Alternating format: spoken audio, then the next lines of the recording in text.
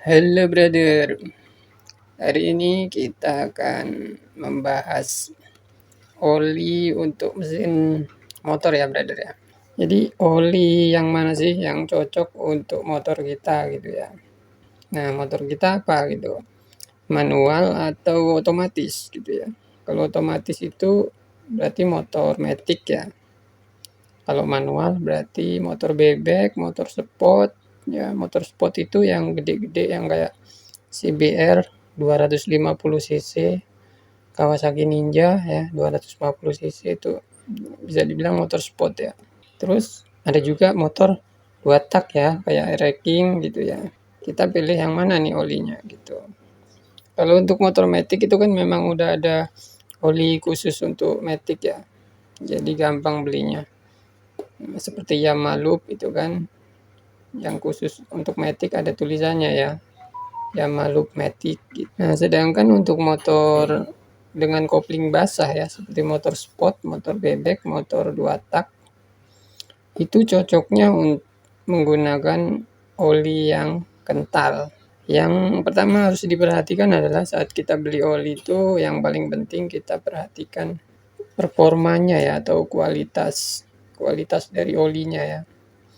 Harus ada standarisasinya ya kayak gini ya nih, standarisasi. Ini kan standarisasinya APSJ, JASO MA. Itu ya. Terus kalau yang 20W, 50W ini adalah SAE ya, tingkat kekentalan dan keencerannya.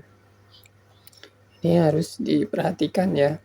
Kalau misalkan kita beli oli murah, ya beli oli murah, tapi nggak ada standarisasi ininya, jangan dibeli ya.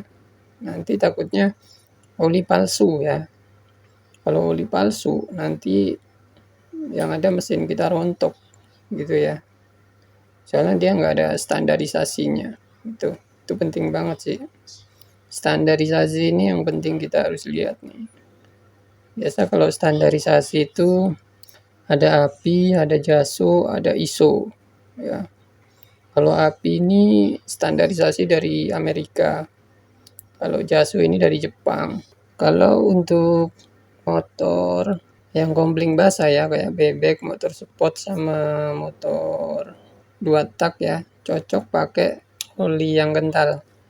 Tetapi ya kalau untuk motor keluaran baru ya, maksudnya motor baru, nggak cocok pakai oli kental karena dia teknologinya itu udah baru ya, jadi teknologinya itu udah presisi gitu ya bisa dibilang. Jadi dia nggak cocok pakai oli kental meskipun dia pakai kopling basah ya, dia cocoknya pakai oli encer. Jadi motor yang cocok pakai oli encer itu motor baru yang usianya 5 tahun ke bawah. Itu pakai oli encer yang kodenya 1030. Seperti oli buatan Honda ya mereknya MPX. Itu kan kodenya 1030.